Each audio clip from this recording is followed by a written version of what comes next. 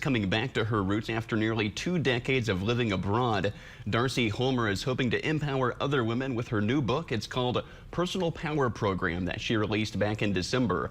Holmer says her experiences living overseas in Russia and Germany helped shape the book, along with her experience working in a Fortune 500 company and as a life coach.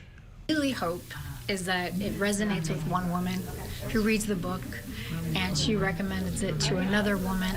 So I really hope that it's just something that is something that's positive out in the world that can help others.